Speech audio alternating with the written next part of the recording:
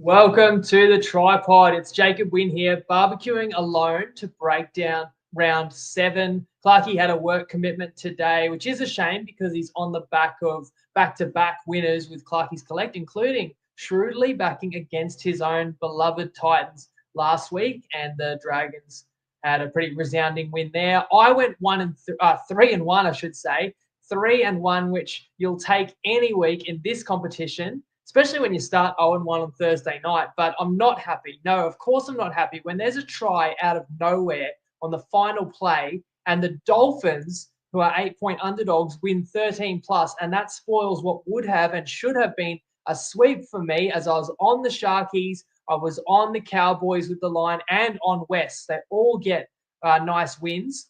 I should have done even better than 3-1 last week. I'm 13-8 this year so far. Tell me, out of those 13 wins, how many of them have been lucky, right? You find me one that's been lucky. We haven't had one lucky win.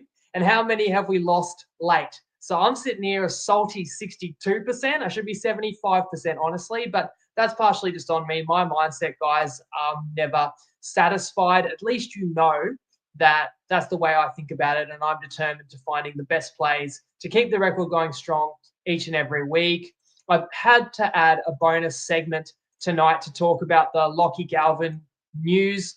I know you don't come to TryPod for sort of rugby league news or opinion per se, and there's more than enough outlets out there, and this type of topic is worthy of its own podcast. So please give me the feedback if you just want me to stick to tips and matchups. But some people maybe like to hear my view on major topics because I am a bit of a weird creature. I often see things a little differently to mainstream. So you'll have to indulge me. I'm going to spend a few minutes on Galvin Gate.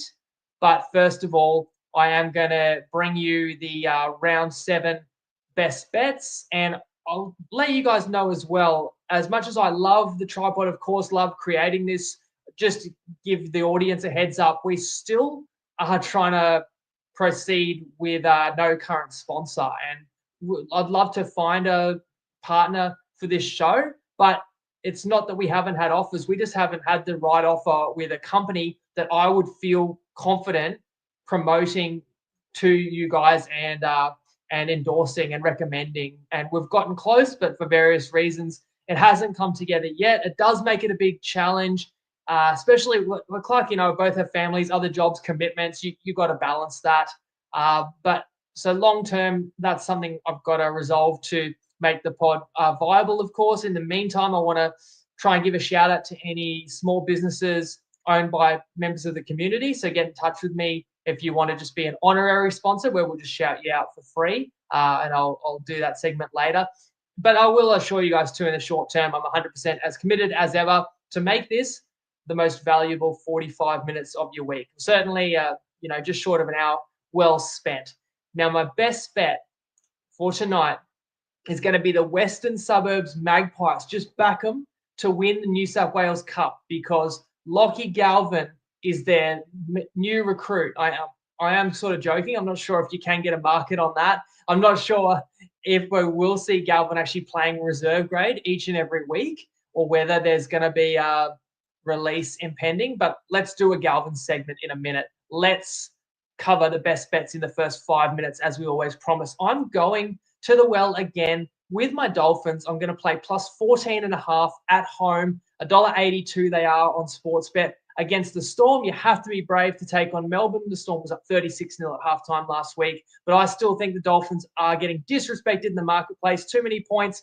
Finns have got weapons to fight back against the Storm. I think that margin is going to be a little tighter. I'm going to go Brisbane across the ditch, minus 7.5 at $1.87 on Ladbrokes. They play New Zealand. No Fisher Harris, no Rocco Berry, no CNK. Brisbane's reeling a little bit off a big upset defeat at home, so I think they'll be all business for that trip and should just be too strong. I'm going to take the Panthers to snap the 5-game losing streak. Penrith are minus 3.5, $1.91 everywhere, and they play the Roosters again, the side that started the slide for Penrith. And on that occasion, the line was 24.5. Now the line is only 3.5. I'm laying it with the 4 Premiers. Finally, I'm going to take the Titans on Sunday at home, plus half a try, $1.80 on 365. Now, this is a team I'm looking to bounce back from a couple of really lackluster showings. And I know Canberra has been excellent the last couple of weeks, while the Titans have looked so poor. But getting Tino back gives the Titans a strong middle forward contingent that can actually mix it with the Raiders. I think that's a 50-50 game for mine. And if I can get half a try, then I'll take it. That's going to be my 4 best bets. And you guys will have to be the ones to give me the feedback because I'm on my own here. So again, bear with me. I'm going to try and manage graphics, incorporating and highlighting your comments and hosting the show, as well as sitting in the analyst seat, so to speak. So let's talk Lockie Galvin. So the news came out. Originally, I heard a $5 million deal was rejected. Then afterwards, it sounded like it was closer to $6 million. So I'm just going to estimate that basically Galvin was offered.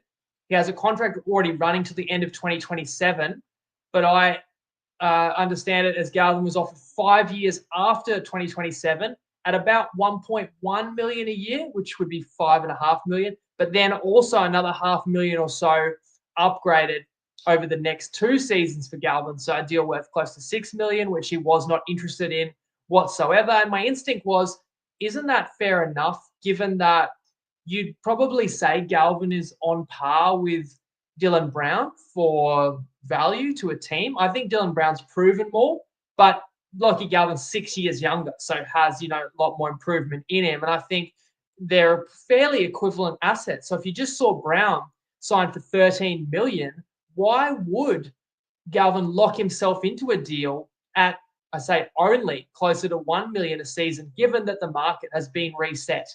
Now, another point I just want to make, obviously I'm not going to dedicate the whole show to this, so I'm going to go pretty rapid just on all the points that come to my mind. I really do believe this, that we can't put any blame on a 19-year-old. First of all, I don't begrudge any player of any age deciding what they want to do. Everyone has a right to work where they want to work. If you're working at one shop and you get offered a bit more money to go work at another shop, it doesn't make you disloyal. You're allowed to go and take that. If you're working at one place and you're not happy there and you go to another place, even if it's for the same money, it didn't make you disloyal. You just wanted that change. You've got that right. As a 19-year-old, how much influence is there on him? Who's really making the decisions? That's another question. But it's not Lockie Galvin's fault that DCE is going to make $1 million plus at age 37.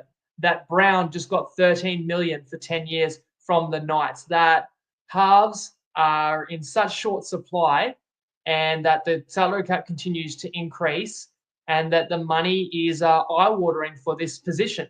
It's also not Galvin's fault if he wants to join a particular other team. If this guy was a childhood Parramatta fan and dreamed his whole life to play in the blue and gold, do we really have an issue with that? I mean, is that really disloyal because the Tigers gave him his start in first grade, so therefore Galvin has to play his career at West? Is there another reason we don't know about that Galvin wants to leave? He did try and get a release last year. Does Galvin have an issue with Benji, the way Benji coaches? Are there other issues off the field at the club that doesn't give Galvin confidence he wants to play out his career at West, given that Galvin was there through the bad times as well, playing in a team that also finished bottom of the ladder? But the way that it's been announced that Tigers have come out and said Galvin will not be at the club beyond 27, that is curious. It does suggest there's bad blood there, because Galvin can't negotiate with anyone till the end of this year. Why make the decision now? West could have a really good year. I mean, I don't think West are going to finish top 4, but it's not out of the realm of possibility. And certainly West are in the hunt to make finals. I just think it'd be so sad if West did make finals this year. And look, some people might think this is suspending belief, but what if West make a prelim next year? With the progression, with the young talent, with a couple of other teams maybe coming back to the pack, and then Galvin has to leave and they've just lost a prelim by 2 points or something. It is pretty sad, but that's still Galvin's right to choose not to take the extension. It doesn't mean I agree with it. And I think that where there's a lot of anger and angst amongst the fan base, as Ryan says, feels like we're missing something. In 2027, which is what we're talking about, because Galvin's under contract the next 2 years, in 2027, how many teams are going to be better positioned for success than West? Like some of the teams people are suggesting Galvin may be considering Parramatta, obviously. Manly needs a new marquee half potentially. I know my Finns would be in the market. I don't know if there's an appetite to move north of the border, but are any of those teams going to be in a better position in 2 years than the Tigers? I actually feel like the Tigers have recruited and built, have a young coach that is showing the way that, that his system is advancing. And I really think it's such a shame. We want to see these guys come in when a team is struggling, and we want to see them actually spend a long period of their career and get that team to the promised land. And it's such a shame to see good, young, talented players being pulled out of young, up-and-coming teams. In a couple of years, you have to also mention there'll be expansion. So if this is just a pure money move, does Galvin want $2 million a season tax-free and go play in PNG? Could he be the man that Perth built the bid around? You're not going to those teams for immediate success. They'd be built from the ground up. But the mega money would be there beyond even what a West could offer. It is definitely a massive shame. I understand if you're a Tigers fan, you're hurting, but you also you have to draw the line somewhere as a club, what you're comfortable offering one player, because it doesn't always work out. Yeah, maybe Tigers could have made a Godfather offer and given Galvin $12 million for the next 10 years, like a Dylan Brown-esque deal. And what if this promising 19-year-old, knock on wood, gets an injury or two, doesn't fulfill his potential, has locker room issues? Wasn't there a 19-year-old that was highly touted at West 10 or 15 years ago? Wasn't his name Luke Brooks? Imagine if the halfback market back then was what it is now. Imagine the kind of money. And imagine having Luke Brooks on a 10-year deal. We've seen how it did work out for DCE with Manly, but there is a lot of risk in signing players for absolutely massive money for a decade. So even a 5 years extension after 2027 was already a decent leap of faith. The other element of this is, of course, Galvin's agent. That leaves a foul taste in your mouth because Isaac Moses has that connection to other stars on other teams, to coaches on other teams. He's the same agent that oversaw Mitch Moses, Tedesco, Aaron Woods, who at the time was an elite prop. They all left the same team and all had that same agent. So I can understand that part of this does not sit well with people. There's the other element that I'm really thinking about is Luai. Did Galvin not want to play with Luai long term? Does Galvin know that Luai's going to be there long term? Because there's a bizarre clause in Luai's contract. He's only just arrived at the Tigers, but from my understanding, Luai has an out after November 1st as well. So is Luai a certainty to stay? I think Luai's got a good relationship with Benji. The returns have been pretty strong. I mean, one or two of the games that the Tigers have lost so far this year, Luai didn't even play. When Luai's been on the field, the Tigers, for the most part, have been outstanding. So I'm assuming that Luai is happy with this next chapter of his career. But just with that clause there, it does give you some concern. Or does Luai want to opt out of his deal to actually re-up and get even more money because of the money other playmakers are commanding? The next question is, how do you handle? It's not one more year. It's really 1 3/4 of a year. We've only got 6 rounds in the books this year. So you've got Galvin for the best part of the next 2 seasons. You have already put a lot of development into Lachie Galvin. He is a really good player. The club has played some good footy around Galvin this season. Luai has unlocked Galvin even further by taking defensive focus away from him. But we've seen the move that the Tigers have made this week. And if you didn't already know, the Tigers play Parramatta, are probably the favourites to sign Galvin. And whether it's just this week because of a lot of pressure on a 19-year-old, whether that's just the opinion of the board and the coach moving forward that if Galvin doesn't want to be there, then they're not going to use him. Like, that's an incredible shame as well, because never mind the future, 2027 and beyond, you just lost a really exciting and promising player in the immediate future as well, if you're now no longer going to pick Galvin. And I can understand the argument there. there's a few whispers coming out, as there always is when there's a falling out between two sides. Now you get the leaks. Galvin's doesn't train hard. Some players don't like him or clash with him. Coruscant and Luai apparently saying they didn't want to play with him if he doesn't want to be there. But I've heard conflicting stories too, because what I was hearing was that this guy wins all the fitness drills in the off season. If it was me, I feel like I'd want Galvin in the team. But if the playing group has an issue, then that can affect other players. You've also got to think succession planning. Who's going to be there long term? This week they picked Dewey, but what about Latu Fayunu? Should he get a chance to partner Luai in the halves? What if Fayunu ends up being 90% as good as Galvin? You might be able to get him on half the money. It might not end up too badly for Wes. It gets back to my point that, you have to draw the line somewhere. And finally, if Galvin is just not going to be picked in first grade anymore, you've obviously got to think that an early release makes sense for both sides, because why would West want to pay Galvin? He already was on an upgraded contract, so he's on a good wicket. And of course, Galvin would be keen as anything to get out of there and potentially get to his desired destination.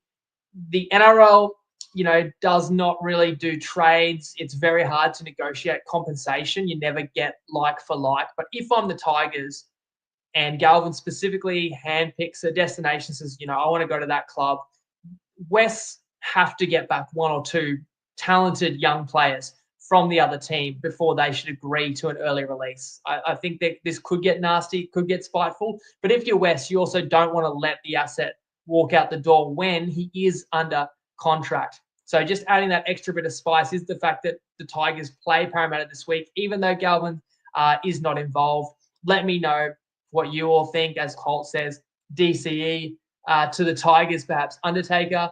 Zero chance Galvin is at the Tigers next year. Isaac Moses and Benji paid each other too much. And that's where, the agent appears to be really making this extra venomous. And it's really sad to see, but I just would conclude by saying I actually can't take it out of a 19-year-old. We've all made decisions as 19-year-olds that weren't the smartest. There's an incredible amount of scrutiny and pressure on this guy who is essentially a kid. And he has a right. He actually has every right to choose what he feels is best for him. It's just playing out very publicly and very ugly. And I was so sad to see Yuto Kamanu leave the Tigers, because I want to see players that clubs develop be there long term and be there as the club gets through the other side. And Galvin is next level, being a playmaker and being, some would say, the chosen one or the heir apparent, the way that a lot of very smart rugby league minds discuss his talent. So that's my take on the Galvin news. And again, let me know what you think, or if you want me to steer away from sort of the NRL 360 topics in the future, we can just go purely focus on the games, especially from a betting perspective. So let's do that.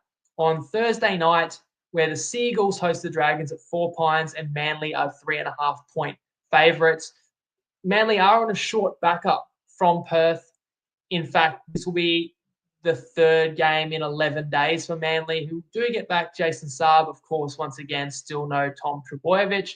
The money man Tuipulotu is out for St. George. I can't take Manly here, who I thought were flattered, first of all. Yes, they only lost by 6 to Cronulla, but there's 2 late intercept tries. There's several conversions missed by the Sharks. I didn't think the game was that close. The Dragons had to beat the Titans to keep their season on track, and St. George did that. I could only play the Dragons here. The market's telling us Manly are the slightly better team, and I think that may be fair, but with the energy levels, again, getting back to, are the Seagulls primed to play their best footy on Thursday night, or are they just trying to hang in there? What Manly have in their favour, though, is the far more experienced halves. That has been the Dargans' undoing in tight matches already this year. I think if Ilias and Flanagan can play Brooks and DCE anywhere near a draw, St. George wins. But more likely, the home side has the advantage there, may win narrowly. It's no play from me. As we move to Good Friday, and in front of 60,000+ fans, we are going to see Dogs, Rabbitohs. It's the undefeated Bulldogs who are 10.5-point favourites. Burton is back. Kickow is on the extended bench. Tupanua also back from suspension. Rabbitohs bolstered as well with Cody Walker only ending up missing 1 week. The hamstring, named at halfback. Latrell is named at 6, although the Super League recruit Dodd is on the bench and could easily end up starting this one. Johnston out, but Campbell Graham is a big in. He's going to play on the wing. Some people mentioned Campbell Graham could be an Origin smoke. He'd have to play the house down in the next month or so. I would definitely keep an eye on the other side. Jacob Kiraz certainly in strong contention for a New South Wales wing jersey as well. Look, I did back against the Dogs a couple of times prior to the bye, and Canterbury defied me, continuing to defend at such a high level, missing some top dogs, still playing so well. Now the boys from Belmore are in a wonderful spot, rested, ready to be inspired by the biggest crowd of the year. Souths have been plucky, and I appreciate this line is double digits. That's pretty considerable. But similar to Manly, I don't love playing a team that's just had to go to Perth and gets less than 7 days prep. So I'll stay out of it. But what I do know is Souths understand the challenge, and we've got a bit of a wild card in what's Dodd going to provide in the halves. How is Mitchell going to play? What position is he going to play? Where will he pop up on the field? It's been exciting in his return from injury himself. Then you get Cody Walker back in, and we know how deadly he can be. Combining with Whiten, Jai Gray, one of the form players of the comp. I have no doubt Souths are going to ask plenty of questions of this Doggies D, because the Bunnies know they'll have to be on point if there's any chance of blemishing the Bulldogs' perfect record. In fact, speaking of blemishes, the sharpshooters, which I think has been a really welcome addition to the show this year, they did reverse sweep 0-4 last week, which unfortunately meant the Undertaker and Padonis, they went from 3-0 to 3-1. So still outstanding work, but did both taste defeat last week. And I bring the sharpshooters up now because I have a clip from 4 of the lads, and the Undertaker's play is on this game. Let's have a listen. G'day, TryPod Matty here, 3-1 off my first loss of the year. Newcastle Knights last week, just terrible. I'm going to take some value for my best bet this week. Either team 1 to 12, $2.10. That's in South versus Bulldogs. The Bulldogs rating, they're rated as the second best team in the comp right now. I don't disagree with that, but they win a certain type of way. That's not the kind of way that the Storm will annihilate a team. They still want to be a defensive team and grind away wins, and 10.5 against South, who are playing really well, I think is a really big line. I do lean that way, and I'm going to trade off the 2 points there, getting the 12.5 key number for South winning 13+, which I don't really see as possible against that Bulldogs defense. So Cody Walker back, that's going to give them a boost. Latrell a few weeks back into his campaign now as well, so I think South are going to have a bit of life. So yeah, either team 1 to 12, $2.10. Good luck. So there you go. The Undertaker is brave enough to take the big start, or he's going either 1 to 12, which was his undoing last week with the Knights Tigers. But geez, the Knights were so poor at home. That was also my losing tip, of course, last Thursday. Instead of taking the start with the Dolphins, I thought I was getting the extra key number of 8, 10, and 12, and all I was sacrificing was Dolphins winning 13+. That won't happen against a switched-on Panthers team, right? Well, it did burn me, but very hard to see this Bulldogs team blown out, I will say that. So best of luck to the Undertaker as I put the TryPod best bets on the screen. People are asking, but I'm pretty sure even in a live feed, you can skip back to the first 5 minutes if you want to just hear that best bet summary. We've got 4 plays on the line this week. And of course, game by game, I'll repeat my favorite, or I'll repeat all my best bets and give a bit more key reasoning. So my first best bet this week, as you can see on the screen, is the Dolphins plus 14.5. That's on Sportsbet. Most bookies are at 13.5. Against the Storm. It's at Suncorp again for the Finns. And my boys named the same 17 that is off a win that, as I said, was too big for my liking. And look, I'm nearly over it. Give me another month or two and I'll be completely over that one. Melbourne manhandled New Zealand in the first half to the tune of 36-0. Hughes was held out of the second half, but results are positive for his shoulder. So Hughes is named to play. Falongo is named on the wing. As I said in the recap, I believe the Dolphins are a top 8 worthy side.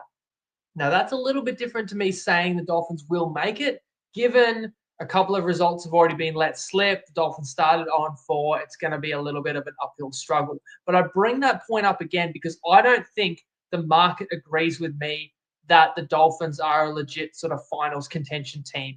The line felt a bit too high last week, and it does again to me this week. And I know I'll be completely transparent. I have backed the Finns 4 times this year. I've been right 3 out of 4. And on top of that, I also had a winner in the Souths Dolphins game, if you recall, that then I didn't count on the official record, even though it ended up standing when the game moved to Sydney. So I think I'm seeing my team pretty well. I am taking the points with them again. I really like the new back row assembly. You get Gilbert on an edge, where I think he may play for Queensland this year. Fini Furiaki back. I think the Dolphins have the speed to contend with the Storm, as showcased in that big Panthers win. Melbourne are the most frightening team in the comp to fade, but for that reason, not many other punters will take on the premiership favourites too often, and that can actually provide a little bit of extra line value. I know Suncorp is a happy hunting ground for the Storm, but the Finns have done well in their couple of outings at this ground so far this season too. And of course, Melbourne have weapons that can hurt us, and you've just got to be brave enough to take them on. But I'm looking at the Dolphins, and I can see weapons to respond with. I mean, you get the hammer breaking out with the hat-trick last week. Herbie is an elite centre. Of course, 6, 7, 9 will be superior for the Storm no matter who they play. But there's running threats in those positions for the Dolphins as well. And look, that's why it's a large line. I just think that while the Storm probably wins, maybe a margin of 6 to 10 points feels closer to the mark for me. So I'm taking the newest team in the competition again until I feel that the market represents Redcliffe a little bit more accurately. As Undertaker says, he thought he was brave taking the Dogs plus 12.5. Winnie balls of steel. Well, there you go. Yeah, me personally on Friday, I like the Dolphins probably as my underdog, even though I know Melbourne are a lot more deadly than the Bulldogs in terms of the damage they can do. But again, this is a home side that has hope, has life, has ability, and is catching. In most places, 12 to 13.5, but 14.5 on Sportsbet. Got me across the line. And we have an additional tip on this game, although I haven't watched the video.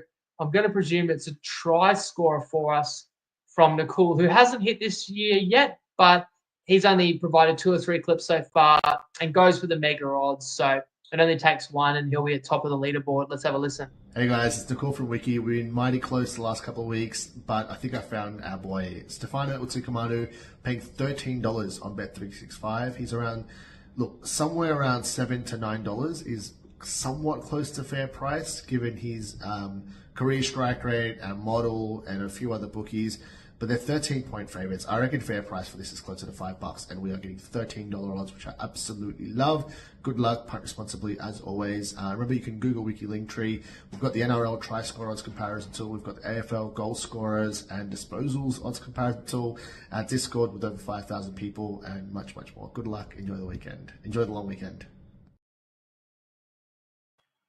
Thanks to Nicole. He makes a fair point, and Yuto Kamanu did score. Was it last week or the week before? Melbourne can hurt you anywhere in the park, and they do feed their forwards and get plenty of barge over tries. So those odds do sound pretty juicy.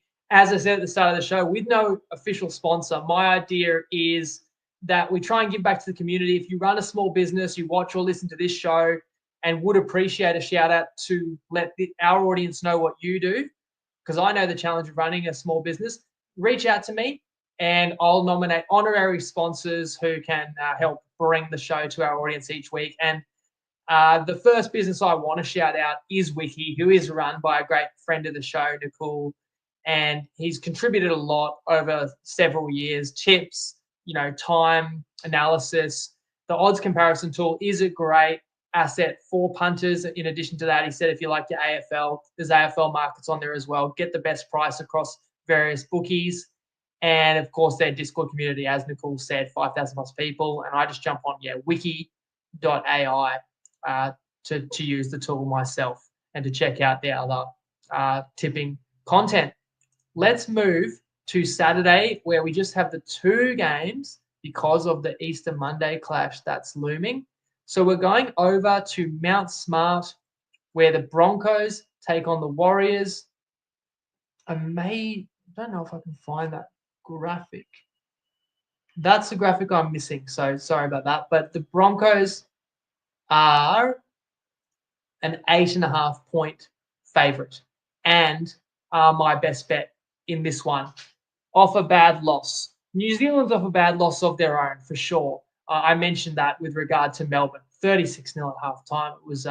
There was no contest. But the vicious fish is a huge loss, especially when you've got to face this Broncos front. Tuapiki is the fullback. I mentioned CNK out. Berry suspended. So Capewell is in the centres. Halasima will start in the back row. Tamari Martin also on the bench for New Zealand for his first game of the year. Pretty Ricky returns from suspension for Brisbane. So ultimately, I'm saying beware the good team off a bad loss. That's what we have in Brisbane. It's a bad loss because the Broncos were 14-point favourites and upset outright at home. It's never an easy trip to New Zealand, but I do feel that's somewhat offset by the fact that Brisbane gets the 8-day turnaround, New Zealand only 6 days.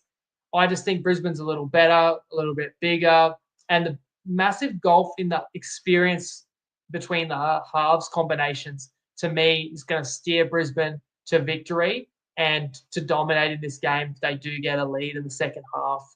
So I think that Brisbane will have their full attention and focus on this trip. There's not going to be sort of any complacency coming off that loss.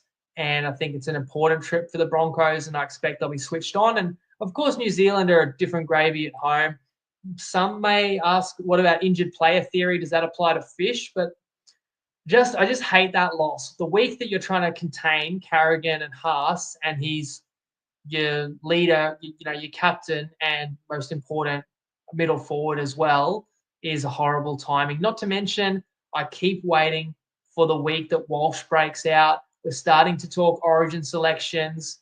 Who's going to be fullback for Queensland? Is there room for Walsh and Ponga? I just know that at some point, Walsh is going to tear up. And this was his stomping ground for a season as well. So for me, Brisbane bounce back and win well. The line is 8.5 in some bookies, if not most bookies.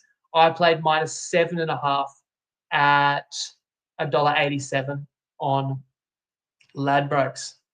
Let's move to Saturday night, where I also have a best bet. And it's another game in this young season where we have a rematch between two teams that have already met this year. Who could forget when the Panthers played the Roosters in round 2? As I said before, the line got as high as 24.5, but the Roosters won. What was the final score? 38-34? A crazy game. Now we get 5 weeks later down the road, and the line is 3.5.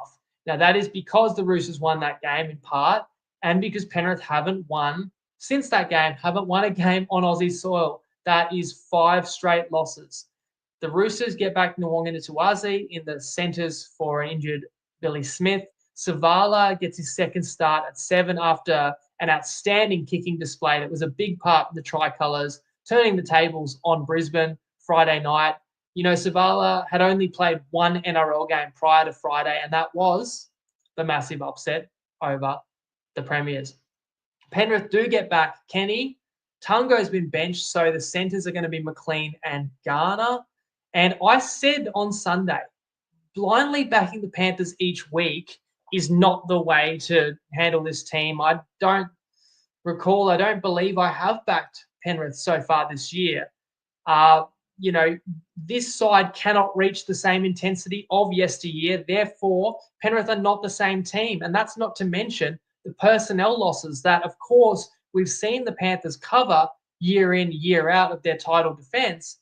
But that doesn't mean you ignore it. And when the team is struggling, whether it's motivation, intensity, energy levels, you really miss those world-class players that have gone out the door. And it really does compound because you're starting to miss players that were there in the last couple of years that are having massive impacts on other clubs. But having said all that, this is the week for me that Penrith turn things around because it is starting to become do or die. Now, if Clarkey was here, he'd be the man that would give you some great stats, probably tell you the last time a 1-6 team made the finals. Let me just go out on a limb and say it would be extremely rare. This is a really important win for Penrith. I think the fact that it's a respected rival for the Panthers, a team that has already ambushed them this season. And don't forget, we've seen already a couple of rematches this year, and on both occasions, the side that lost the first game got revenge, even though they were an underdog. Roosters against Brisbane, Tigers against Knights. We've got no Collins again, as much as Butcher and White have been excellent. I expect Moses Leota and Lindsay Smith to really set a platform here. I think the fullback head-to-head is going to be electric, and Edwards needs a big performance over Teddy because people are questioning, like, as much as this side has so much oozes class, the Panthers, you have to have some semblance of form to justify rep jerseys. And a player like Edwards, certainly wants to put his hand up again and has all the ability, as we know, what he did in the Origin Arena for Australia and, of course, the last 4 seasons with the Panthers. Well, 5 really, because that grand final trip wasn't chopped liver either. Both sides have damaging wide-running forwards. There's still no To'o, so I could argue the Roosters have the better outside backs. But what it comes down to me is very simple. You might have heard of him, the Iceman, Nathan Cleary. That's a big advantage, him on his own. The X factor of Talangi there, Schneider on the bench, Kenny cementing the middle, combating Watson, who's been extremely effective this year. I really believe Penrith should be converting at least one extra try-scoring opportunity and win this game by 4+ points. I don't see Penrith succumbing to 6 straight losses. I know there's people out there that have probably backed Penrith nearly every week, and now they don't know what to do, whether to just keep on backing this Penrith until it hits or to jump off a sinking ship. But I'm the opposite. I haven't been on Penrith. Now is the time I'm going to tip them and think they'll win on Saturday night. And I have not watched Benny Williamson's clip yet, but I do know it's for this game. So can't wait to find out how Benny sees it. He may be going to try scorer. Let's have a listen. G'day legends, as always, thanks to Jacob and Clarkey for having me on. 0-4 start, ripper, killed Tommy Dearden last week. I'm in the back room of my young fella's jiu-jitsu class, so I don't have a lot of time to run through my pick this week, but I am taking the Panthers by 0.5 tries over the Roosters. Absolute basement number. They are the better team. They got to bounce back. I'm big on them in this spot. I think 3.5 is a great number, but I'm going to take the try handicap of 0.5 because I think that's the better way to play it. Best of luck if you follow. Hopefully we get a win. Cheers, lads. There you go. So Benny is picking a side and siding with me on the Panthers over the Roosters. I've gone -3.5. Benny minus half a try, which I think are very similar, very equivalent plays. If they are equivalent, I'd rather the $1.90. I think maybe that one's $1.80, but it goes both ways. Especially for me with Nathan Cleary missing goals so rarely, I'm happy to lay just a pure points. But the reality is those are very aligned bets, and let's hope that both should get up. As Colt says, Talangi and Cleary will kick into gear. Is there anyone who's backing the Roosters in that one? Let me know. Is there anyone just completely off the Panthers bandwagon? Or are you with me that this could be the week that we get a response? I know some of us have been waiting quite a while for that to happen. On Sunday, Titans play the Raiders. This is my 4th and final best bet. The line is Canberra -1.5. I have gone Titans plus half a try at $1.80. Tino returning from suspension is big. The Raiders' only change is accommodating Hosking into a team that has been mighty impressive in the last couple of weeks and winning in various styles on the siren against Cronulla and then wire to wire over Parramatta in Darwin. So why would you change the team too much after demolishing Para last week?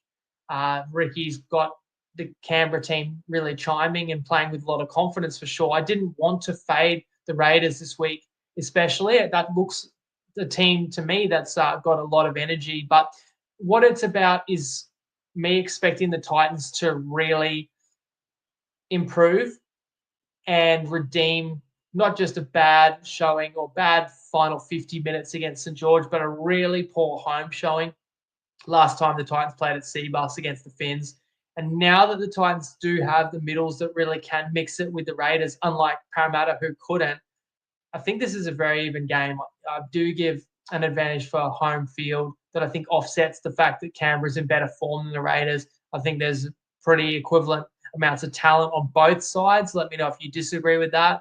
But to me, I think it's anybody's game. It's 50-50. If I'm getting a try start, then I'll take that as a best bet because I'm going against the Raiders, who do have the better goal kicker and a proclivity to take the 2, which doesn't hurt you whatsoever if you are on a plus a half try head start. As Benny says, hopefully I don't curse you. No, I've got full faith in Benny. It's only a matter of time. It's a long season, and it's tough for these boys. Not only I put them on the spot to come up with a tip and a clip in a short window of time, but one play, they're not getting to showcase their full repertoire of plays. It's just as important to me and to us, I think, that we get to see the style and how the guys see it and how they attack the upcoming slate. And I feel even more confident that Benny, who has usually been tipping try scorers, is on a side as well and feels compelled to take Penrith with me. Later on Sunday, I didn't pick a side in this one. It's at McDonald Jones Stadium and it's Newcastle hosting Cronulla, but it's the away team that are favourites, Cronulla minus 9.5. The Sharks got back on track, looked very sharp in Perth. That was the best bet for us last week. Adam Fanua-Blake being injured was a concern, but he's been named to play, so it can't be too serious. However, whether AFB is a certainty, I'm not so sure. The biggest issue for Newcastle has been this toothless attack. They'll shake up the lineup a little bit with Gamble returning, playing 7. That allows Crossland to go back to hooker. Schiller's good to go on a wing. I don't trust Newcastle. I don't think the attacking struggles are going to get fixed or solved in 1 week. And against a really stout defensive Sharks side, the Knights could struggle again. But it's a relatively large line for a team that, I respect when they play at home, the Knights. I know that they had a total no-show against West, but that's almost all the more reason why this could be an all-in spot for Newcastle. There's a real necessity for the Knights to show some spark here. So not a strong edge for either team in my eyes. Not really concerned about Cronulla coming back off Perth because they do get 8 days preparation for this one. I do think Cronulla wins it because I don't see enough points in the Knights, but I also expect Newcastle will look a little bit better in attack than they have in the last month of footy, where when the Knights have scored, it's basically been garbage time tries. So the struggle is real for Newcastle, and they won't make the finals if they can't sort of find a way to unlock the talent of Ponga, Best, and for others to chime in a little bit more in that attack. Whether this is the week it clicks or not, I'm not confident, but I think the effort will be there enough that I wasn't going to lay 9.5, which leads us to one final game, which is on Easter Monday, and it is the Lockie Galvin Bowl. And look, that line, which Clarkey kindly created the graphics for me, says that the Eels were an 8.5-point underdog, but that line is now Tigers minus 1.5. And that is because Lockie Galvin has been dropped and Mitch Moses returns. So on the West front, Dewey is the starting 7, Luai to 6, Skelton out. Mitch Moses, 2025 debut, as I said, and I've talked a little bit about origin, selection, scuttlebutt. Moses, what else has he got to achieve this year? Like, given Para's predicament, I think Mitch getting back in the origin arena, potentially partnering Cleary in the halves, would be his number one priority to make the most of this season. The guy on the other side of the field, Jerome Luai, wants that jersey just as much, the 5/8 jersey for the Blues. So that's a really interesting subplot, as well as the whole Galvin subtext. This is another rematch in this early season. Of course, it was a super scrappy start between Tigers and Eels. I think it was about round 3, but then West dominated the game and blew Parramatta away. So do we get revenge factor for Parramatta? Certainly possible here, especially given the personnel that's available. As much as West were really classy in the Hunter and won that game so well, and we had a best bet on West in that one,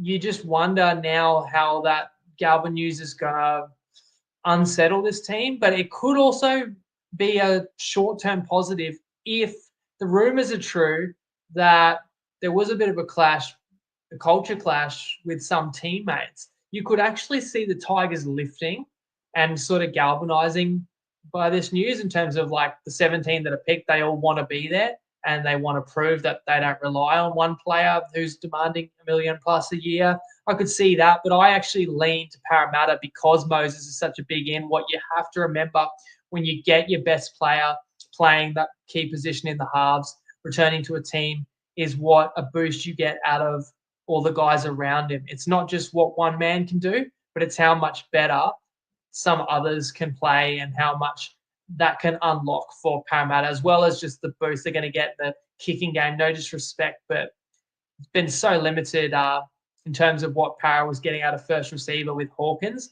And I feel like Dylan Brown himself can go to another level now, playing the 1B kind of second banana role for Parramatta. So I think this game should be basically a pick 'em now. As I say, West are about $1.80, Parra $2 range. That's close enough for me to say I'll sit it out. But the Padonis does have a pick on this game. Haven't looked. I've just got a feeling he's going to be going Parramatta, which, was my lean in this one as well. Let's find out. Happy Tuesday, all. Padonis here. Looking to bounce back from last week with our first loss of the year. Bet of the week, going to Easter Monday game. We're going to take the Parramatta Eels at plus 2.5. That's $1.90 on Ladbrokes and Neds. Put simply, I think this is wrong team favoured. I had it at Pick'em or at best Eagles slight fave at their home ground. I like the fact that Mitchell Moses is back. It's going to be a big plus for this team, both defensively and what they can do with the ball. It's going to activate and unlock Dylan Brown.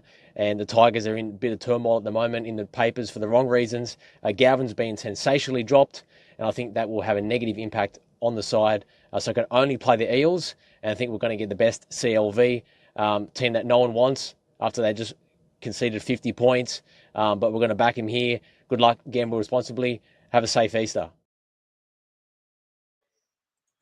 Thanks to the Padonis. So he's going to take Parramatta. Makes a lot of sense to me. Great reasoning there.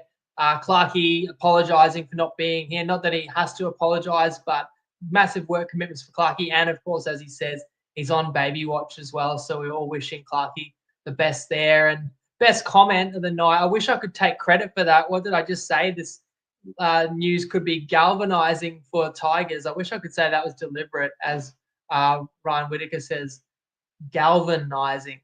However, the Padonis thinks that Parramatta might just show Lockie where he might want to play his footy. And with Wes taking a stand, I think I said this at the top of the show, but is this just a 1 week, let's let the dust settle, highly emotional, given the opponent, the guy is 19, or is this a line in the sand and we never see Galvin play for West again? That's to be determined. And if that's the case, then, could there be some musical chairs with, Newcastle's really struggling in attack. Do they want to get their hands on Brown? Does Parramatta want to get their hands on Lockie Galvin? And do the West want to potentially get in the marketplace with some freed up cash and also develop whatever their halves partnership's going to be for the future? Not to mention, Tigers have got to look at recruitment. If Dewey at 7 or Fayunu is not the answer. So it's going to be fascinating the way it all plays out. It's unfortunate. And the larger issue that I didn't touch on is just the fact that the rugby league contracts, the way they're structured, the ability for players to negotiate a year before they actually come off contract, and getting these scenarios where teams know that a player is leaving when you've got a whole season ahead. It's ugly, it's messy, but there is no perfect solution. I think you do need a system that protects the players from a late season major injury. And if you couldn't negotiate or choose your next team until a season had ended and you did your Achilles or your ACL, that could really take away a player's livelihood. I don't know the solution for that. If it's an insurance, like there's an insurance solution around that. It gives us drama, but I do understand as well it affects locker rooms. It affects the way fans feel about players when someone's sort of out the door. We see it every year. It's certainly far from ideal, but it does set up, a lot of drama for the week ahead. I hope that you guys enjoy your break. If you're getting any sort of holidays, obviously stay safe. I think I'm going to aim to do the recap Sunday night again, even though we would have that really enticing Easter Monday clash ahead. But if it's out Sunday night, then happy days. Otherwise, you'll probably see it on Monday. And we'll see when we can get Clarkey back in again. So we're all thinking of Clarkey. Hope that he has a good Easter period as well. Thanks for tuning in, guys. Remember, if you got a small business or anything like that, get in touch with me just for a free shout out. Let me try and share the love. Turn our struggles into a positive for somebody else. All right. Thanks, guys. Thanks for joining me. Have a great week. Lego.